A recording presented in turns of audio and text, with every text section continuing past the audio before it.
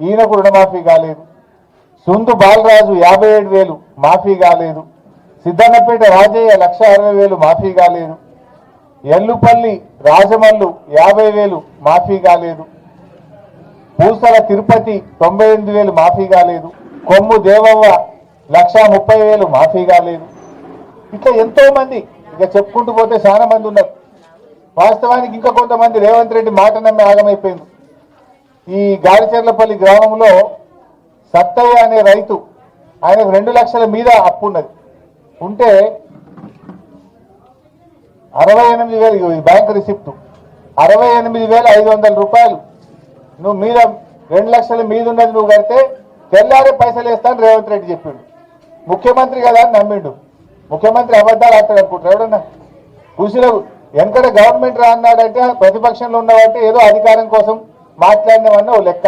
కానీ ఇలా కృషిలో కూర్చొని కూడా అబద్ధాలు ఆడతాడా? రేవంత్ రెడ్డి మాటలు నమ్మి పాపం ఈ సత్తయ్య 68,500 3 రూపాయల మిత్తికి తెచ్చి కట్టిండు. 3 రూపాయల మిత్తికి తెచ్చి కడితే ఈ 68,500కి మిత్తి పడుతుంది.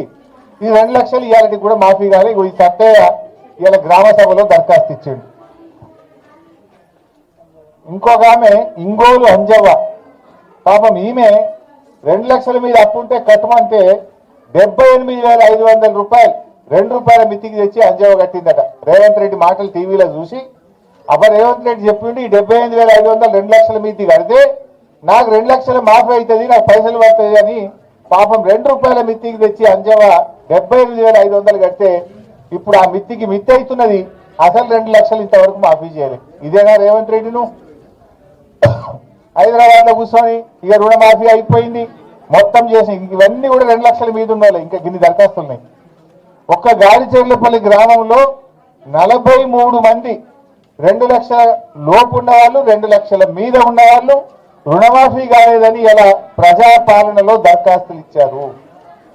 అంటే క్షేత్రస్థాయిలో పరిస్థితి ఏ రకంగా ఉందనడానికి నిలువుట అర్థం ఇది. అంటే రేవంత్ రెడ్డి అన్ని కూడా అబద్ధాలు, మోసాలు. రుణమాఫీ అయిపోయిందని ఆయన చెప్పేటి అన్ని కూడా నీటి మూటలు. గ్రామాల్లో చూస్తే పాపం ప్రజలు రుణమాఫీ కాక చాలా ఇబ్బంది పడుతున్న పరిస్థితి ఉంది. వాస్తవానికి నువ్వు చెప్పింది 41,000 కోట్ల రూపాయలు రుణమాఫీ అని చెప్పినావు. కానీ చేసింది 16,000-17,000 చేసినావు. సగం కూడా చేయలేను. సగం చేయలే, మొత్తం అయిపోయిందని చేతులు లావట్యం. రా, దమ్ముంటే ఊర్లోకి రా, గ్రామ సభల్లో రా. ముఖ్యమంత్రి రేవంత్ రెడ్డి నువ్వు హైదరాబాద్లో కూర్చుండు కాదు, ఏ ఊర్లో గ్రామ సభకు వస్తావో రా, నేను కూడా వస్తా పోదాంప. ఇప్పుడు ఇంకా 2 రోజులు ఉన్నాయి కదా గ్రామ సభలు. ఏ మంత్రి వస్తాడో ఏ ముఖ్యమంత్రి వస్తాడో రమ్మనండి. పోలీసులను పెట్టుకొని పోలీస్ పహార మధ్య ఎవడన్నా మాట్లాడితే వాడిని గొంతు నొక్కుతున్నారు, మాట్లాడితే కేసులు పెడుతున్నారు, మాట్లాడితే అరెస్టు చేస్తున్నారు. అంటే ఇలా పోలీసులు అడ్డం పెట్టుకొని నిర్బంధాల మధ్య గ్రామ సభలు జరుపుతా ఉన్నారు. నవంబర్ 30వ తారీఖు నాడు ముఖ్యమంత్రి మహబూబ్నగర్లో చెక్ ఇచ్చిండు. ఇవాళ ఇది థర్డ్ లిస్టు, నేను 2,750 కోట్ల చెక్ ఇస్తా అన్నాడు. నవంబర్ 30 పోయి ఇవాళ జనవరి ఎంత 22, 2 నెలల 2 నెలలైనా చెక్ పాస్ కాదు. అంటే డమ్మి చెక్ ఇచ్చినావు రేవంత్ రెడ్డి, నువ్వు ఉత్తుత్త చెక్ ఇచ్చినావు. ఏంది ఇంత మోసం ఉంటుంది? నవంబర్ 30 నాడు 2,750 కోట్లు రైతులకు ఇస్తున్నా, ఇక పడుతున్నాయి రేపు పొద్దుగాల బ్యాంకులో అన్నాడు.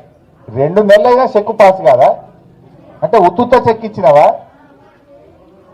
నీ చెక్కు చెల్లలేదా? చెక్కు బౌన్స్ అయిందా? రేవంత్ రెడ్డి చెక్కు బౌన్స్ అయితే మరి ప్రభుత్వానికి ఇజ్జతే లేనట్టుగా. మరి అంటే నువ్వు మోసం చేద్దామని చెక్ ఇచ్చినావా? నిజంగా ఎందుకు చెక్కు పాస్ కాలేదో ఇలా ప్రభుత్వం సమాధానం చెప్పాలి. నవంబర్ 30 నాడు రైతుల మీటింగ్ పెట్టి చప్పట్లు కొట్టించుకున్నావు నువ్వు. ఆ రోజు ఇక చెక్ ఇస్తూనే 2,750 కోట్లు అన్నావు. చప్పట్లు కొట్టించుకుంటేవి, ఊరిస్తేవి, అవతల వత్తివి. మరి ఏమైంది ఆ చెక్కు? ఎందుకు పాస్ కాలేదని అడగవా? నీకు బాధ్యత లేదా? ఫైనాన్స్ మినిస్టర్కు బాధ్యత లేదా? ముఖ్యమంత్రికి బాధ్యత లేదా? ఏమైంది ఆ చెక్కు? లిస్టులో పేరు వచ్చి కూడా 2 నెలలు అయింది, మాకు డబ్బులు పడలేదు అని గ్రామ సభలో పాపం మా రైతులు అడుగుతా ఉన్నారు. మా బాలయ్య అడిగిండి, ఇప్పుడు నన్ను మా సుధాకర్ అడుగుతున్నాడు, ఎప్పుడు పడ్డాయి సార్ పైసలని అడుగుతున్నాడు. అంటే ఈ ప్రభుత్వానికి చిత్తశుద్ధి లేదు, రైతులంటే ప్రేమ లేదు.